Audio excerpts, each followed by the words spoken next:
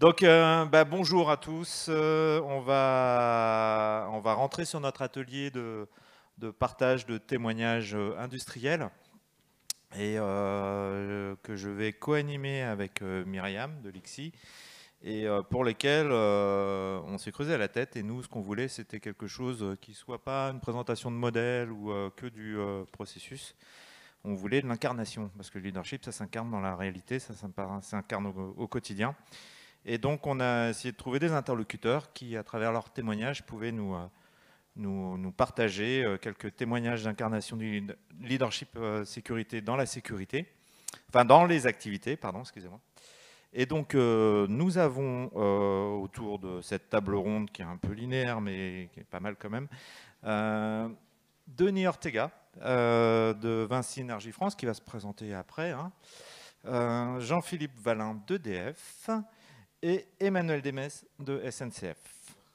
Donc voilà, on va tous les accueillir. Bravo aussi à vous d'être restés dans la salle sombre, noire, pardon. Écoutez, ce qu'on vous propose, c'est de commencer cette table ronde, ce partage. Et donc que chaque interlocuteur veuille bien se présenter et présenter en quelques mots son sujet. Qui va porter ses témoignages et les principaux acteurs ciblés par les démarches présentées. Donc on va commencer avec Vinci Énergie et Denis Ortega. Très bien, bonjour à tous. Donc je suis Denis Ortega, je travaille chez Vinci Énergie France, donc dans une activité qui touche à beaucoup de domaines, autant du travaux que de la maintenance, que du tertiaire, enfin voilà. Donc on est vraiment sur beaucoup d'activités tournées autour de l'électricité. L'activité enfin moi, mon rôle au sein de ce pôle, c'est de travailler en tant qu'animateur prévention sécurité pour une soixantaine d'entreprises, en gros un périmètre de 2000 personnes. Voilà, et donc la démarche dont je voulais vous parler, c'est une démarche de pré-job briefing, qu'on a décidé de prénommer Boost. Donc Boost, c'est un acronyme qui veut dire Brief pour une organisation optimale de la sécurité sur le terrain. Donc ce qu'on cherche à travers cette démarche, c'est d'avoir quelque chose d'assez homogène, de déployer sur l'ensemble du périmètre, donc des 60 entreprises, quelque chose qui devienne systématique et donc une certaine uniformité dans une pratique terrain. Donc notre cible prioritaire, c'est bien le personnel de chantier, le personnel qui est sur terrain. Et pour ça, on a essayé de déployer deux ambitions. La première, c'est d'impliquer réellement nos managers de premier niveau, nos responsables de chantier, avec une ambition de ritualisation, de poser en fait un certain nombre de choses de manière systématique. Et dans ce rituel, d'avoir des problématiques ou des passages obligés en termes de validation et de se dire comment est-ce qu'on va arriver à maîtriser notre journée de travail, y compris dans la thématique sécurité.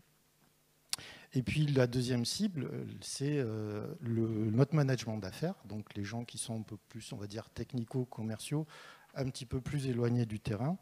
Et on les a impliqués très fortement, et on en reparlera tout à l'heure, dans le déploiement et dans l'accompagnement de la démarche. Voilà, ce qu'on voulait faire, l'objectif, c'est bien que les pairs s'adressent aux pairs et positionner nos QSE et notre filière QSE un petit peu sur le côté, mais surtout dans une démarche d'évaluation de l'appropriation. Voilà, on était vraiment sur ce côté-là. Merci Denis. Jean-Philippe. Bonjour à toutes et à tous. Donc, je m'appelle Jean-Philippe Valin, je suis le directeur de l'agence de maintenance thermique Est, EDF. Donc, on est 160 collaborateurs basés à Metz en Moselle et on réalise des opérations de maintenance sur les centrales nucléaires et thermiques sur tout le parc français. La démarche que j'ai souhaité éclairer aujourd'hui est celle des revues de sécurisation qu'on réalise sur chacun de nos chantiers et qui s'inscrit dans un modèle d'organisation de notre unité, donc l'unité de logistique et de maintenance. Ces revues de sécurisation, on les réalise pour chaque chantier, environ un mois avant le début des chantiers. Et l'objet, c'est de faire un point d'avancement global pour la préparation du chantier et bien sûr, en ce qui concerne l'objet de la sécurité qui est éclairé en primauté.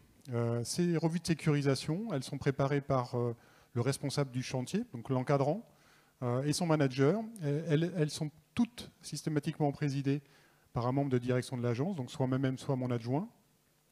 Et sont aussi présents les préventeurs, l'ingénierie et toutes personnes qui sont en lien avec ces chantiers. En fin de ces revues de sécurisation, donc on a 2 options possibles, soit on prononce un go sans réserve, donc, qui va permettre de lancer le chantier dans le mois qui suit, soit on prononce un go avec des réserves qui vont faire que le chantier ne débutera pas, donc on prononcera un no-go ou un stop chantier si toutes les actions ne sont pas levées. Et chaque action qui est en lien avec la sécurité amène systématiquement une réserve, donc qu'il convient de lever avant le début du chantier. La sécurité, vous l'aurez compris, dans ces revues de sécurisation, elle y revêt une place centrale, en écho, comme je disais tout à l'heure, à la primauté sécurité, et en particulier pour la maîtrise de nos risques critiques. Merci Jean-Philippe. On va passer maintenant la parole à Emmanuel. Bonjour à tous et à toutes. Donc Emmanuel Demèche, je travaille à SNCF au niveau de la direction sécurité groupe, et plus exactement au sein de ce qu'on appelle un programme PRISM. Ce programme est dédié à l'évolution de la culture sécurité pour améliorer notre perception, conscience et maîtrise des risques. Je vais vous parler aujourd'hui de donner du sens au leadership sécurité et notamment au travers du développement des compétences sécurité, du leadership. Puisque lorsqu'on parle de leadership, on parle aussi de transformation managériale, d'excellence opérationnelle. Et tout ça, à un moment donné, il faut donner des standards communs, des rituels qui permettent d'aller dans un même sens. À destination aussi bien de toute la ligne managériale, dirigeants, directeurs d'entités, les managers opérationnels, mais aussi au niveau des acteurs, des experts sécurité, comme on dit, qui à la fois sont eux-mêmes concernés par cette évolution de la culture sécurité, et on leur demande aussi au sein de l'entreprise d'accompagner la ligne managériale dans cette transformation. Donc à ce double titre, on a fait, je vous présenterai un zoom sur comment on accompagne cette population. Nous avons là 3 démarches qui sont différentes, mais proches dans leur intérêt pour le leadership en sécurité. J'en ai senti une proche du terrain, au plus près de l'activité, une un peu plus en recul, et puis la dernière touchant une multitude d'acteurs dans l'entreprise, peut-être encore plus en recul. Ce qui, je suppose, nous intéresse tous ici, c'est de savoir comment ces démarches aident à développer concrètement le leadership incarné. Jean-Philippe, dans les activités de l'ULM chez EDF, comment est-ce que cette démarche nous aide à avoir du leadership ? Alors avant de parler de comment elle peut aider mes collaborateurs à développer leur leadership, je vais parler de moi-même. Alors une fois n'est pas coutume, je suis désolé de le faire, mais en tout cas, il me semblait intéressant de pouvoir faire ce renvoi-là. Moi, je trouve que ces moments de sécurité, ces revues de sécurisation que je préside, c'est des moments privilégiés d'échange avec mes collaborateurs. Et je fais en sorte que ces échanges soient ouverts et libérés. Pourquoi ? Parce qu'en fait, ils facilitent les échanges dans un climat de confiance. Et ça me permet finalement de capter tout ce qui se passe sur le terrain. Alors au-delà des présences terrain qui sont absolument indispensables, ça me permet de pouvoir capter la réalité du terrain. Et elles me permettent du coup à la fin de pouvoir donner à la sécurité toute la primauté qui lui revient, à la fois dans mes arbitrages, dans les décisions et dans les actions qui viennent en fin de revue de sécurisation. Pour mes collaborateurs, je pense que ce qui est intéressant dans ces revues de sécurisation, c'est justement la place qu'on donne, en tout cas qu'on laisse aux échanges autour de la sécurité, notamment encore une fois autour des risques critiques, mais aussi autour des événements à haut potentiel de gravité, puisqu'en fait on demande aussi aux personnes qui préparent ces revues de regarder s'il n'y a pas eu des événements à haut potentiel de gravité qui pourraient arriver sur les chantiers que nous sommes en train de préparer. Mais encore de parler de nos intransigeances, mais aussi des règles vitales. J'y reviendrai tout à l'heure. Ces échanges, ils permettent d'identifier en fait les conséquences des risques pour mieux en prendre conscience et puis à terme engendrer les bons comportements. Je reviens donc sur les règles vitales. En fait, on a au niveau du groupe EDF 10 règles vitales dont l'objet, bien sûr, est de prévenir les accidents graves et mortels. Et bien, ces règles vitales-là, c'est très simple, elles sont juste, on ne peut pas y déroger. Malheureusement, sur le terrain, et je pense que vous vivez tout le jour, parfois, la réalisation d'une activité elle paraît compliquée avec des règles vitales qui nous empêchent de pouvoir faire certaines activités. Je pense particulièrement chez moi aux activités de levage. Et donc on a décidé de mettre en place ce qu'on appelle des dispositifs dérogatoires aux règles vitales. Et ces dispositifs dérogatoires, ils sont préparés en amont des revues de sécurisation, mais ce sont lors des revues de sécurisation que l'on en parle. Et elles permettent finalement de faire une nouvelle analyse de risque de la situation avec des personnes compétentes. Alors ça se fait en amont de la revue. Et de pouvoir les partager tous ensemble. Ce qui est important aussi de noter, c'est que ces dérogations aux règles vitales, elles sont validées par une personne ayant la responsabilité de l'employeur. Donc elles ne sont pas signées par n'importe qui. Elles sont valables pour une seule opération. Et elles sont forcément mises sous contrôle lors de la réalisation de l'activité derrière. Je pense que sans ces revues de sécurisation, et en l'absence de confiance, on peut se poser la question de savoir comment on faisait avant. Disons, sur le terrain, l'activité étant la même, sans ce partage-là, finalement, l'activité se déroulait certainement en ne respectant pas les règles vitales. Et finalement, il vaut mieux en prendre conscience dans ces revues de sécurisation-là que de vivre un drame sur le terrain plus tard. Merci Jean-Philippe. Denis, l'outil Boost, c'est un outil de leadership incarné ? On le pense, on l'espère. Alors en fait, ce qui est intéressant, c'est que par rapport à ce qui vient d'être présenté, on est vraiment sur nous une démarche qui est très terrain. Vous êtes sur une démarche qui est beaucoup plus en amont. Nous, on est sur une démarche qui va être la dernière étape avant de commencer à travailler. Donc vraiment, on est sur une démarche de pré-job briefing. Donc ça, voilà, c'est très complémentaire de ce qui vient d'être présenté. Par contre, ce qu'on a voulu rechercher avec Boost et avec ce pré-job briefing, c'est réellement de repositionner le responsable de chantier dans sa posture managériale, de le remettre en fait, entre guillemets, face à ses obligations, pouvoir discuter avec son équipe pour décider ensemble de on y va ou on n'y va pas. Et donc ça, c'était le point important. Parce que aujourd'hui, en fait, on y va souvent sans trop poser de questions. Donc l'idée, c'était vraiment de repositionner ça. Et en même temps, avec ça, ce que ça implique, c'est au final de faire remonter, si on décide de ne pas y aller, d'être obligé de remonter à son responsable d'affaires, à son chef d'entreprise, un certain nombre de choses. Et du coup, ce que ça va imposer, c'est aux responsables d'affaires et aux chefs d'entreprise de garder leur ligne managériale et du coup de valider leur leadership et leur posture. Et que dans leurs arbitrages, en fait, ils s'imposent de prendre en compte la prévention et la sécurité au même titre que tout un tas d'autres choses. Et donc, ce qui est assez valorisant vis-à-vis donc des gens de chantier qui font remonter ça, c'est qu'au final, ils ont voix à la parole et leur décision est connue, reconnue et prise en compte. Voilà. Donc ça, c'était vraiment le fond de ce que l'on souhaitait faire. Merci. Emmanuel, à la SNCF. Pour faciliter, comme chez vous, un peu les remontées d'informations, déjà on a commencé par former la ligne managériale à ce qu'on appelle le savoir-dire. On va dire que c'est un dialogue sécurité bienveillant. On va le résumer comme ça, pour favoriser à la fois un climat de confiance, pour permettre ces remontées d'informations. Et assez vite, on s'est dit que ça ne suffisait pas de travailler sur les compétences individuelles, il fallait aussi mettre en place une organisation autour qui permette la remontée des faits de sécurité.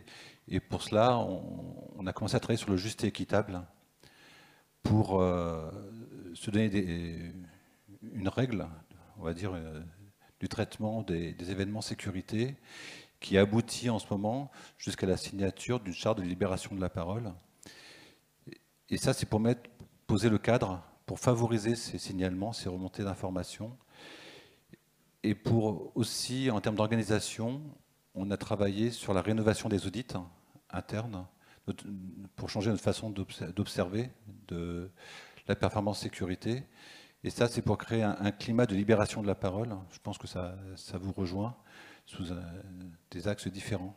Et ça paraissait intéressant. Et aujourd'hui, on s'aperçoit que lorsqu'on parle de savoir-voir, savoir-dire, de dialogue sécurité, on était rentré par la santé au travail. Maintenant, on l'élargit à l'ensemble des sécurités. Donc on pourrait même enlever sécurité et dire que c'est de la transformation managériale en grand.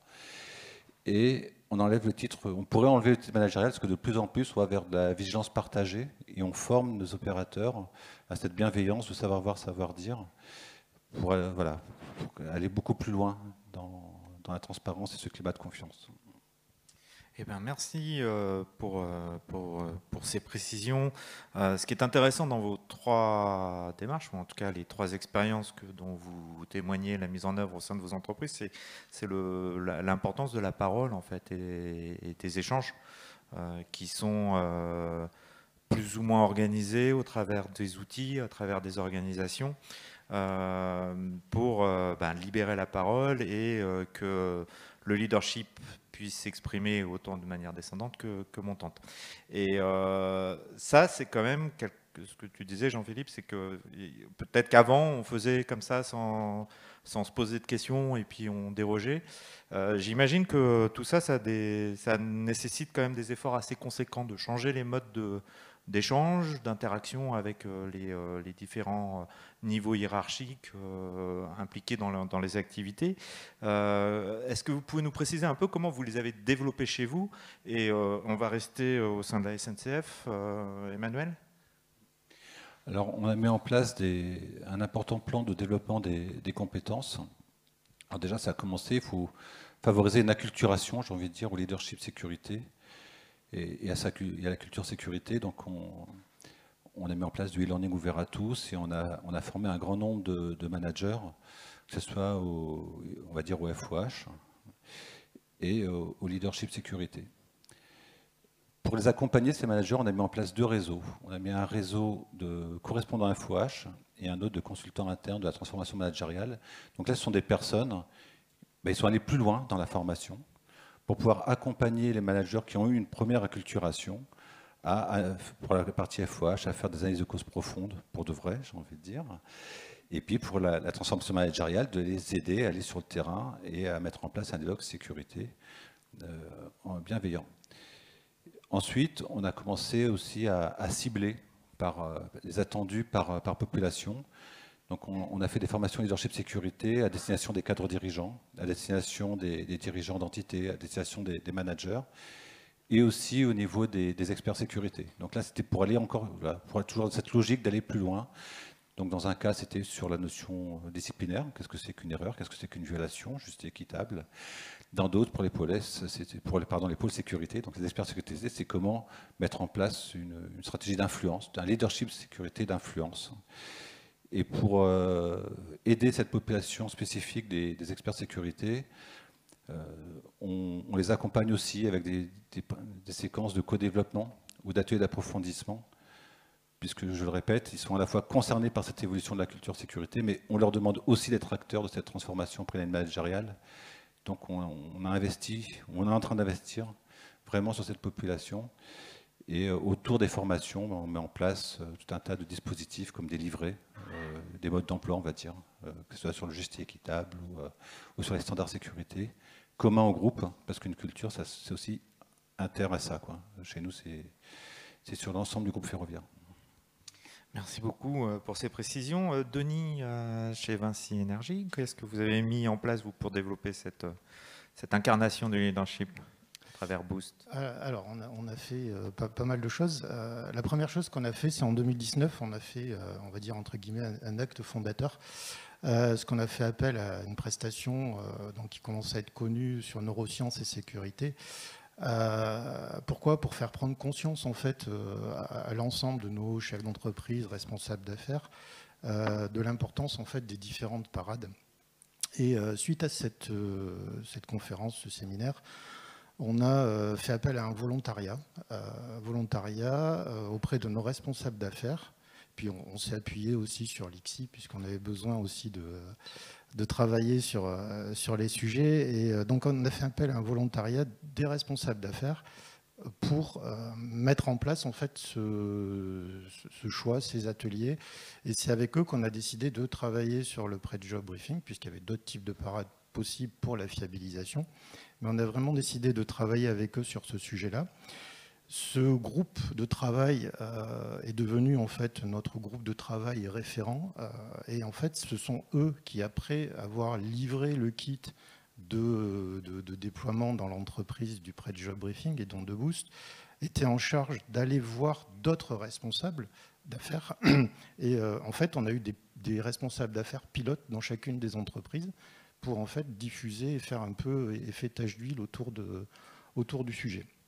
Donc ça nous a nécessité voilà, de créer un kit, de positionner ce kit, de le faire porter, et donc un effort voilà, de diffusion qui a été assez important. On a fait un choix aussi qui était de cadrer assez fortement le processus de déploiement.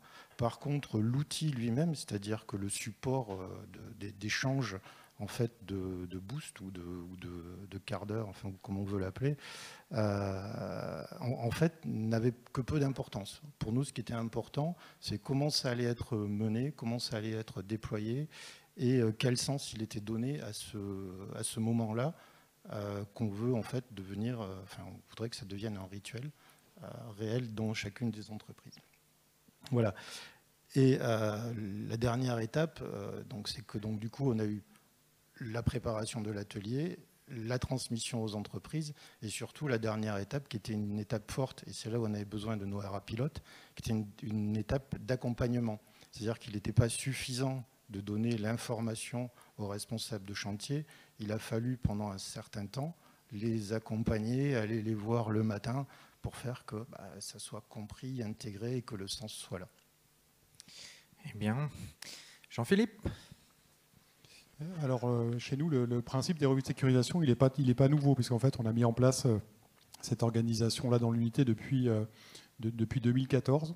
Donc, en fait, ce qui a changé, c'est la manière dont on a éclairé, ou en tout cas l'affichage, donné la sécurité, puisqu'en fait, comme je l'ai indiqué précédemment, la sécurité devient l'objet de préoccupation prioritaire.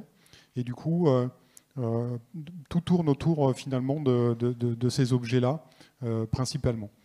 Et on a eu la chance aussi, en parallèle de ça, de nous appuyer sur un programme d'engagement pour la sécurité qui s'appelle PEPS, donc, qui a été lancé par l'unité et repris par la division vers l'ensemble des autres unités de la division. Et ce programme PEPS, en fait, c'est un programme qui a comme ambition de développer la culture de sécurité pour éradiquer les accidents graves et mortels.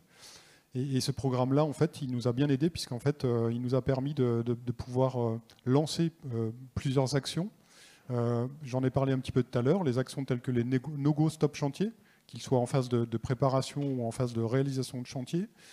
On a aussi travaillé sur la collecte et le traitement des situations dangereuses. Donc ça, c'est des choses sur lesquelles on s'appuie dans PEPS. On travaille aussi sur l'identification et le traitement des situations à haut potentiel de gravité. Ça c'est ce qu'on appelle les événements HPE. On travaille aussi dans PEPS sur l'attention portée et la connaissance des 10 règles vitales du groupe EDF. On travaille aussi sur la prise en compte des risques critiques, et puis en lien avec ce qui vient d'être dit là, et ça résonne bien, en fait, on travaille aussi sur le déploiement d'un parcours de formation des managers et des encadrants de l'unité et de la division au leadership en sécurité. Ce qui me paraît être fondamental, finalement, parce que sans culture, c'est compliqué de faire comprendre ce qu'on attend des gens. Et en particulier en commençant par les comités de direction, ce qui est absolument une nécessité. Et du coup, PEPS, c'est une démarche qui est basée sur la confiance, sur la transparence, comme je le disais tout à l'heure, qui permet de reconnaître et de valoriser la proactivité des salariés, mais aussi, et on en a parlé à l'instant, d'apporter un traitement adapté aux écarts, après les avoir analysés avec bienveillance et puis rigueur. Peut-être dans cette dernière partie de l'atelier, on a eu la question tout à l'heure pour le film ERA. Quel bénéfice aujourd'hui, qu'est-ce que vous pouvez nous dire qu'a apporté ou ont apporté les démarches qui ont été conduites chez vous? Jean-Philippe, on continue sur votre lancée. Pour faire très simple, je pense qu'il y a aujourd'hui une meilleure prise en compte, enfin, si je peux le dire comme ça, de conscience partagée des risques. En particulier sur les risques critiques, j'en parle beaucoup, Mais je pense qu'on était auparavant peut-être un petit peu aveugle de ce qui se passait sur le terrain, en tout cas de la réalité de l'activité sur le terrain, même si on était très présent sur le terrain, ce qui est un peu paradoxal. Et aujourd'hui, en fait, le fait d'avoir engagé des discussions, d'avoir donné de la confiance, libéré un petit peu la parole, en fait, je pense qu'on a aujourd'hui une conscience qui est beaucoup plus saine, ou en tout cas partagée de la réalité de terrain. Le plus compliqué aujourd'hui, et je pense qu'on le vit tous, hein, c'est de faire comprendre sur le terrain que ces dispositions, elles permettent à la fin de sauver des vies, puisque comme je le disais tout à l'heure, l'activité en elle-même, elle n'a pas changé chez nous depuis 30 ans. Et pour autant, on change des choses. Donc en fait, il faut faire comprendre aux gens sur le terrain, faire évoluer les cultures, hein, c'est ça l'objet, pour faire comprendre qu'on sauve des vies. Merci. Emmanuel, au niveau de la SNCF, qu'avez-vous constaté, vous, comme évolution? Alors, ce qu'on commence à constater, c'est une mise en œuvre de la vigilance partagée au niveau des opérateurs. C'est-à-dire qu'on commence à avoir dans des petits collectifs des actions, ce qu'on appelle un ange gardien. Donc cet ange gardien, il va être tous les jours, ce sera quelqu'un de différent et qui sera en responsabilité, en charge de veiller à ce que ses collègues ont les bons épis et se mettent pas en risque. Donc ça, on l'a vu dans le film tout à l'heure, pour ceux qui étaient présents dans l'ERA, c'est le pouvoir de dire les choses au sein d'un collectif. Donc ça, cette vigilance partagée, c'est un point qui commence à apparaître, qui est très intéressant. L'ouverture aussi, on commence à faire du briefing en invitant des prestataires ou des collègues d'autres services pour avoir une logique de site. Lorsqu'on produit sur un site, il y a différents métiers qui interviennent, donc c'est intéressant de faire des briefings. Pareil pour des tournées de terrain réalisées par des opérateurs. Je parlais de transformation managériale, de tournées de terrain. Maintenant, de plus en plus, comme on commence à former de plus en plus les opérateurs au savoir-dire, parfois eux-mêmes réalisent ses propres tournées de terrain. Et puis le pouvoir de dire les choses entre pairs n'est pas toujours la même portée que quand ça vient de l'année managériale. Donc ce sont des bougets qui sont très intéressants en termes d'amélioration de la conscience du risque et du partage. Et on a mis en place aussi au niveau de l'organisation ce qu'on appelait des dojos sécurité, donc des lieux où on parle sécurité, où on peut avoir des retours d'expérience. De plus en plus, on s'appuie sur la réalité virtuelle pour vivre des situations hautes. Donc, on met en place un tas d'éléments qui permettent ce dialogue sécurité, de parler sécurité. Donc, on provoque les opportunités. Voilà, en tout cas, on tente.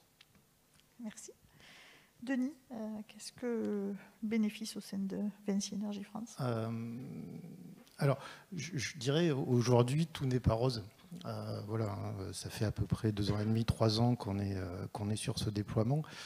Donc tout n'est pas rose parce que, je vous l'ai dit tout à l'heure, 60 entreprises, 2000 personnes, enfin voilà, donc ça ne se fait pas comme ça. Ce qui est intéressant, c'est qu'aujourd'hui, dans les bilans qu'on peut faire, on se rend bien compte qu'il y a une appropriation au niveau du chantier, du terrain, qui peut être variable en fonction du niveau de temps qu'on a déjà passé en termes de maturation de la démarche dans l'entreprise. Par contre, ce qu'on voit aussi, c'est qu'aujourd'hui, il n'y a pas une entreprise, il n'y a pas un chef d'entreprise, il n'y a pas un directeur qui nous dit ce qu'on pouvait entendre au début, Boost c'est trop compliqué, on va arrêter. Enfin voilà, au bout de 3 ans, c'est quelque chose qui est ancré dans les démarches, qui n'est plus du tout remis en question, qui peut être encore remis en question au niveau terrain parce que tout le monde n'a pas encore le sens complet de la démarche. Mais voilà, on s'y attelle, on modifie, on change les choses.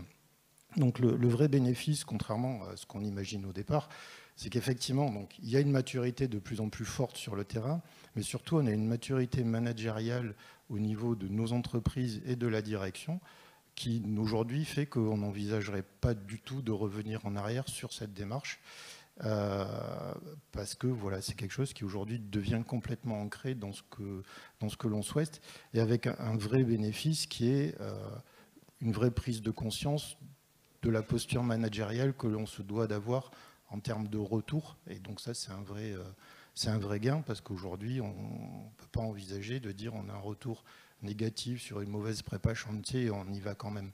Voilà, donc ça c'est un des vrais gains qu'on peut avoir. Et du coup, c'est plutôt une satisfaction parce qu'au final, alors c'est vrai, on peut se dire ça fait 3 ans, c'est long, etc. Mais on voit bien que cette maturité, elle ne peut pas s'acquérir de manière assez instantanée.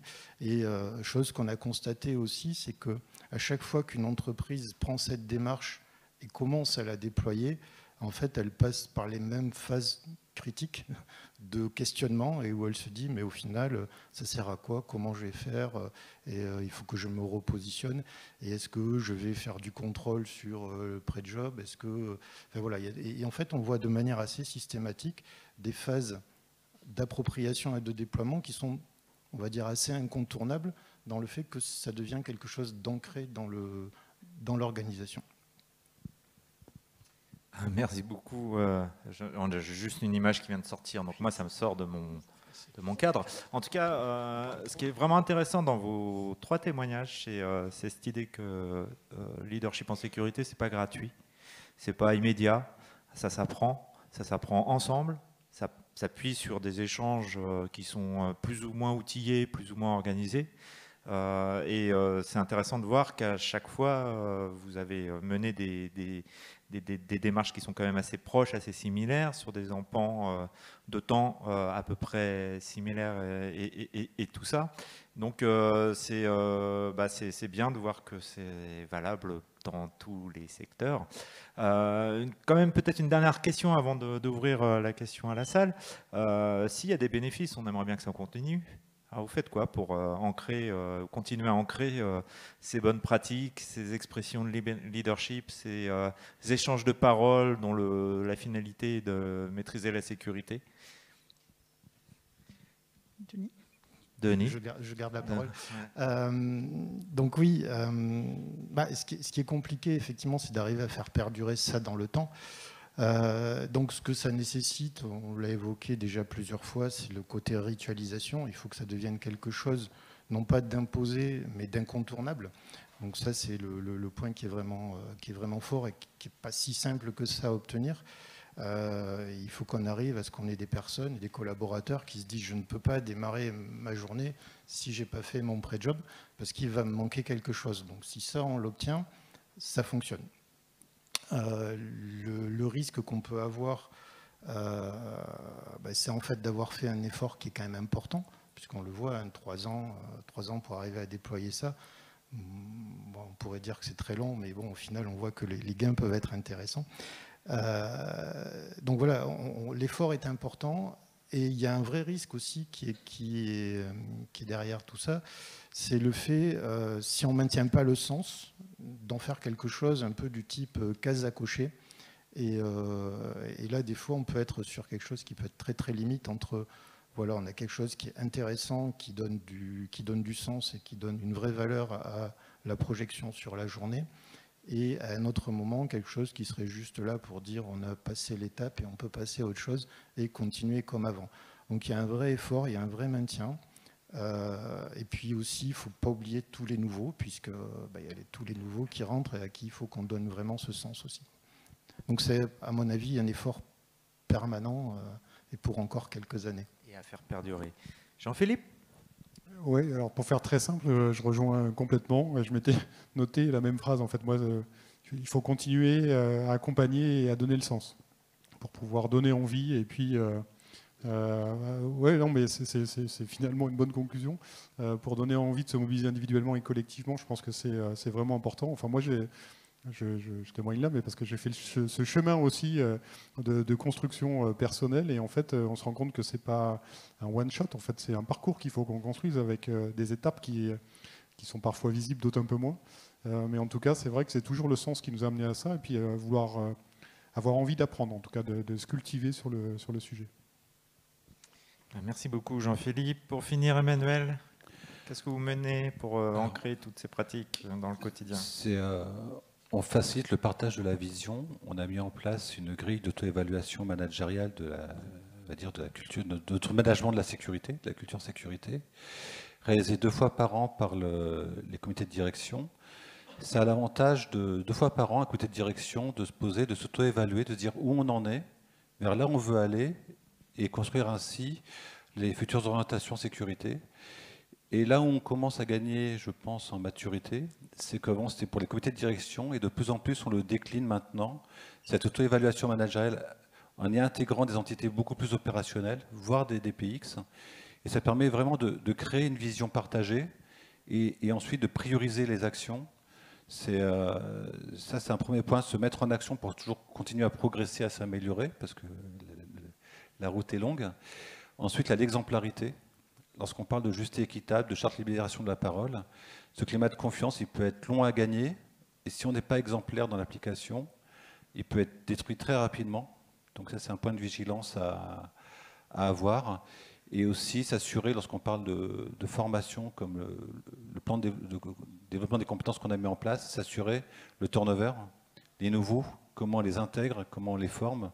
Et ça, c'est aussi notre responsabilité de dirigeant, de veiller à ce que tous nos collaborateurs aient les bonnes formations pour pouvoir appliquer les bons rituels et avoir la conscience du risque surtout. Eh bien, merci vraiment pour vos témoignages, leur richesse et leur totale intégration dans les sujets et les débats qu'on a eus depuis le début de l'après-midi. Avant de clore l'atelier, on va peut-être se tourner vers la salle, parce que vous avez peut-être des questions, des commentaires, des remarques, des demandes de précision. Allez-y, je suis payé au nombre de mains levées, alors...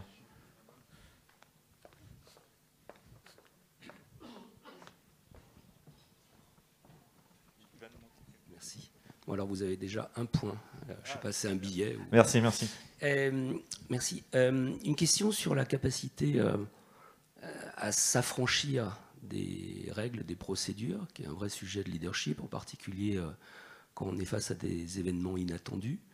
J'ai bien noté ce que vous mettez en place. Alors, justement, c'est une des questions à EDF.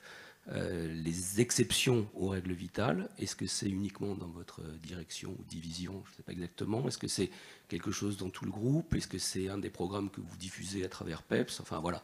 Donc ça, je trouve ça. Et quelle est la réactivité, puisque c'est au cours des réunions régulières. Donc quelle est la capacité à réagir à des événements avec ce processus qui permet de s'affranchir des processus? Est-ce que c'est quelque chose que vous faites aussi à la SNCF, qui est aussi une entreprise très structurée autour des processus? Vinci Énergie, je suis désolé, je connais beaucoup moins. Mais la question s'adresse aussi à vous. Merci. Je commence. Oui, effectivement, moi, ce n'était pas mon sujet tout à fait aujourd'hui. Mais effectivement, nous avons aussi un certain nombre de règles, de risques majeurs identifiés. On travaille sur les notions d'événements haut potentiel de gravité. Et forcément, à partir du moment où on est sur cette imposition de règles, on peut envisager des modalités de dérogation.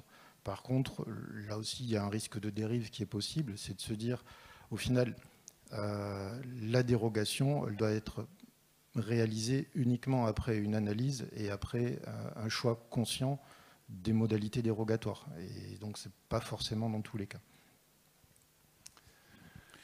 Pour la SNCF, alors, on a des arbitrages, on va dire, stratégiques.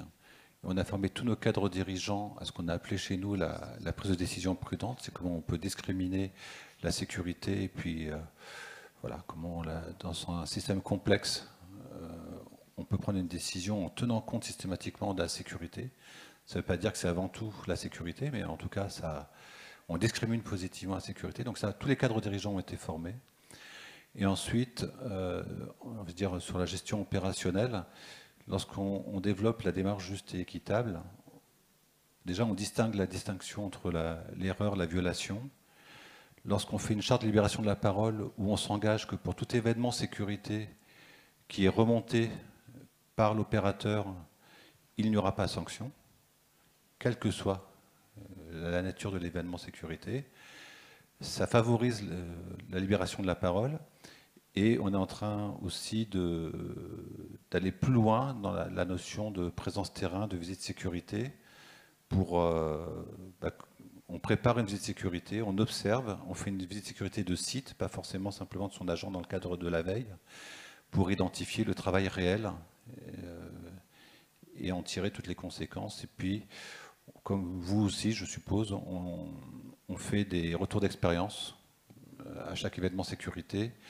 Et selon le haut potentiel d'apprentissage ou de gravité, on va jusqu'à se dire, on fait une résolution de problèmes, donc via l'excellence opérationnelle, pour vraiment processer, on va dire, des choses qui ne l'étaient pas auparavant. En tout cas, ouvrir le dialogue sur tout ce qui est différent du processus. Je ne sais pas si ça a répondu à la question. Oui, enfin, pour nous, puisque j'ai introduit le sujet tout à l'heure, c'est marrant parce que c'est vraiment le sujet qui nous a mis un tout petit peu en friction avec Myriam quand on a commencé le programme PEP, parce que finalement, c'était pour l'ICSI juste inconcevable d'avoir des règles vitales et de pouvoir y déroger. Voilà, un dispositif complètement antinomique. Donc en fait, cette disposition-là, elle a juste vocation à traduire finalement ce qui se passe sur le terrain, quelque part. En tout cas, de rendre visible des activités qui se faisaient, mais pour lesquelles on n'avait pas forcément la visibilité.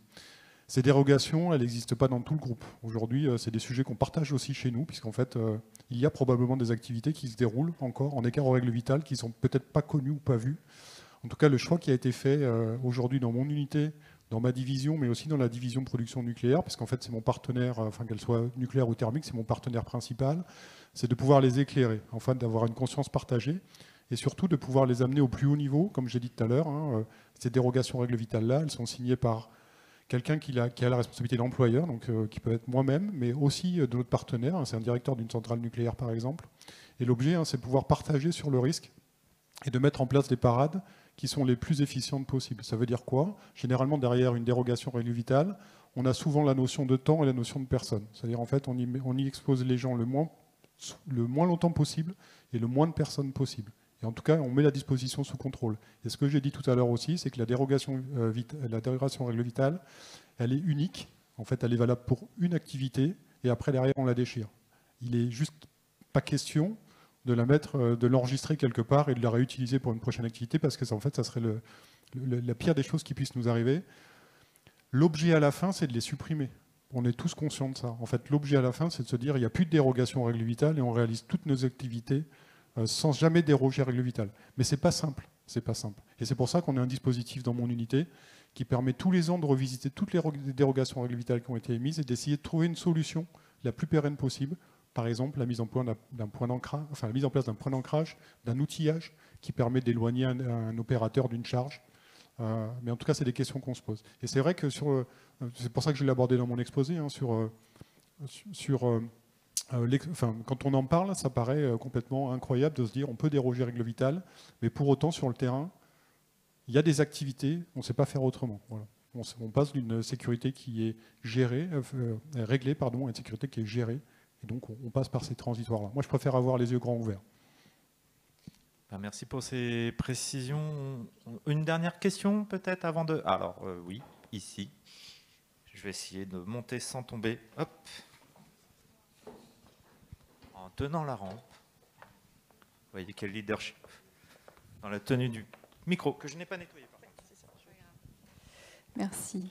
Bonjour et merci pour la qualité de cette journée et de vos intervenants. Coucou Jean-Philippe, on est voisins. Je travaille à EDF et je suis consultante interne. Et on a la chance d'avoir là des managers de haut niveau, donc avec des logiciels de managers. Et ma question, ce serait comment est-ce que vous pourriez nous aider, nous, consultants internes, à générer un déclic chez nos dirigeants pour qu'ils considèrent que le chemin que vous avez fait là, c'est un chemin qu'ils ont à faire aussi.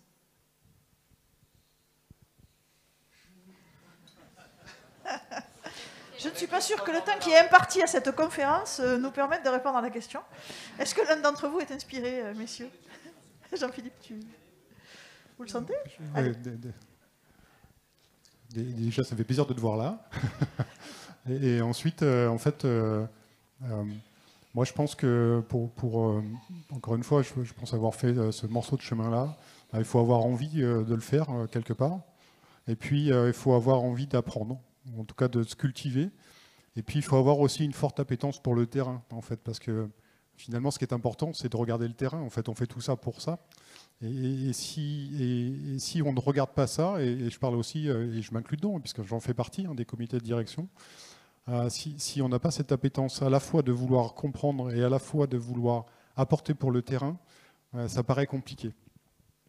Et aujourd'hui, notre job, hein, c'est finalement de tous avancer, d'avancer tous ensemble. Et je peux t'assurer que c'est pas toujours simple. Voilà, ça c'est aussi mon histoire, mais en tout cas, je pense que c'est ça. Voilà, avoir envie, en tout cas, de regarder tous le terrain et d'instaurer la sécurité comme une primauté, une vraie primauté.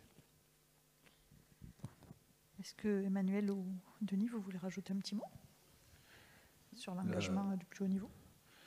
L'engagement au plus haut niveau, parfois, il est assez simple parce qu'il est provoqué par un électrochoc. Lorsque vous avez, chez nous, on a vécu de graves accidents ferroviaires, ce fut un électrochoc. Bon. Donc, après le portage, l'implication du ou des présidents successifs se fait assez naturellement. Et après, on peut mettre en place du leadership qui part du haut vers le bas. Après, lorsqu'on n'a pas cet électrochoc, je pense que on est aussi rentré par la santé au travail, parce que c'est là où on avait chez nous, traditionnellement, on avait la partie sécurité et circulation, et puis la partie, comme vous, le nucléaire ou autre, et puis la santé au travail. Et c'est là qu'il a eu, lors d'une... Je vais parler pour moi. En ce qui me concerne, il y avait une convention donc, qui rassemblait tous les directeurs d'établissement et directeurs de sécurité à Reims en 2015. Et on a pris conscience, en tant que directeur d'établissement, on nous a dit, voilà, en 10 ans, il y a eu 100 morts, 100 personnes qui sont mortes à la SNCF, des travailleurs, des salariés, et on ne vient pas au travail pour mourir. Ça a été mon électrochoc. Et c'est vrai qu'à un seul coup, on s'est dit, la santé au travail, personne ne vient au travail pour mourir, ça c'est juste bien de se le redire. Et à partir de là, et ben naturellement, j'ai fait le chemin qu'il fallait y aller. Et puis après, lorsqu'on parle, comme tout à l'heure, de savoir dire, de revoir la culture sécurité, ben, on embarque toutes les autres sécurités. Donc ça peut être une des façons peut-être de rentrer par la santé au travail. Cela, pour le coup, ça concerne tout le monde. Et il n'y a pas de probabilité de risque, je veux dire, comme dans le nucléaire ou les accidents ferroviaires. Voilà, là, c'est strictement personnel. Hein, c'est pas... On va devoir clore notre session, mais quand même, moi, je voulais donner ma petite expérience.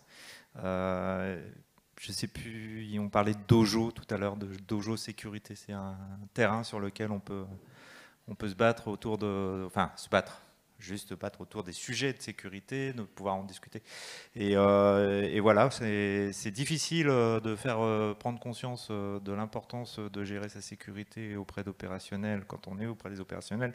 C'est encore plus auprès des directions, c'est aller encore plus auprès des CODIR, mais il faut y aller. Il faut se battre en permanence et les amener toujours sur le dojo et tous les jours leur ramener des éléments qui leur permettent de prendre conscience qu'ils ont leur rôle à jouer. Et malheureusement, on a trop d'événements qui, une fois analysés, montrent à quel point des décisions antérieures, des décisions de haut niveau, des arbitrages qui n'ont pas été mal faits ou qui ont été mal portés en bas, ont montré qu'il y avait des causalités indirectes avec ce qui s'est passé. Donc il faut se battre. Voilà. Avec nos convictions. Avec nos convictions. Et on l'a fait avec le COMEX d'Orano, je vous assure que c'est pas facile. Hein.